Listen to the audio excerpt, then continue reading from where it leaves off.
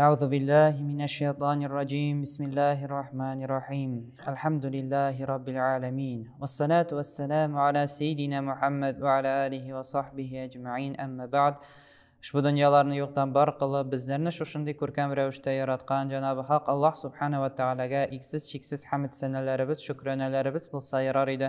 Hamda suyukli payg'ambarimiz Muhammad Mustafa sallallohu alayhi va sallamga ko'ngillarimizning turlaridan chiqib turgan salovat sharifalarimiz erishsa yarar edi. Abu Hurayra radhiyallohu anhudan kelgan hadis sharifda u aytdi, suyukli payg'ambarimiz sallallohu alayhi va sallam aytdi: ثلاث دعوات مستجابة لهن لا شك فيهن. Olaytı üç türküm kişilerinin duaları hiç şiksiz kabul edilir. Bunlarda şik yoktur. Da'vatul mazlum. Mazlumның duası, yani birer kişiye qarata zulümlük kılınsa ol mazlum deyip atala, hem de onun duası kabul bulur dey. Ve da'vatul musafir. Şulay seferde bulgan yolçularının duaları kabul bulur dey. Ve da'vatul validi ala valadi. Şulay bu hadiste etinin balağa qarata duası kabul bulur dey. Ama elbette eninin balağa qarata hakkı kübrek bulganğa göre bu işine eti enini aladır. Yani eti eninin balağa qarata kılıngan duası şulay hiç şiksiz kabul bulur. Şuşa hadiste dua deyip söz bara. Eytilmegen hayırlı dua mı yaki bed dua mı? Şuna göre bu işine ikisini de ala. Yani şuşu türküm kişiler bed dua kılsalar da, hayırlı dua kılsalar da alarının şuşu duaları kabul bulur. Şuna göre şuşu dünyada yaşayanda hürmetli cemaat kişilerge qarata zulüm kılırga aşıkmayık. Hem de zulüm kılıdan korkuyuk.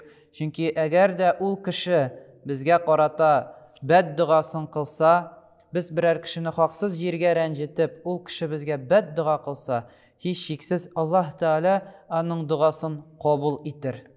Hem de şulay ikincisi bulup söz bardı musafirler hakkında, yani yolçular hakkında. Yolga çıkan kişinin hali ağırrak bula, hem de onun kılıngan duası şulay ihlas көңілден bula. Şuna göre Allah Teala'nın duasını hiç şiksiz kabul eder.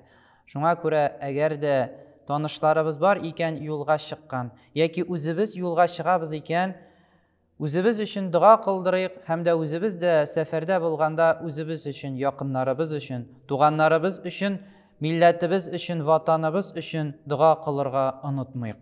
Hem de üçüncü türküm bularak Peygamberimiz sallallahu aleyhi ve sellem etiyeni hakkında aytdı. Yani etiyenining balağa qarata kılıngan duası kabul bulur. Hürmetli etiyeniler, balalarınızga dua kılırga unutmağız. Alarga hayırlıklar tilerge unutmağız şuşu dünya için, hem de gelecek dünyaları için. Hürmetli balalar, etiyenilerge qarata zulümlük kılırga şulay korkuyuk. Ni için? Çünkü etiyenilerimizge qarata hürmetsizlik ko'rsetsek, alarını rencitsek, şuşu rencigen hallerinde aşularından bizge bed dua kılsalar, Allah Teala alarının şuşu duaların kabul etecek. Şuna göre hürmetli Müslümanlar, her vakit birer gamel kılır aldından kat uylik ni kılganlarımızını, kişilerini rencitirge aşıkmayık, birbiribizge hayırlı dualar kılırga unutmayık. Elhamdülillahi Rabbil alemin. Vessalatu vesselamu ala seyyidina Muhammed ve ala alihi ve sahbihi ecma'in. Esselamu aleykum ve rahmetullahi ve berekatuhu.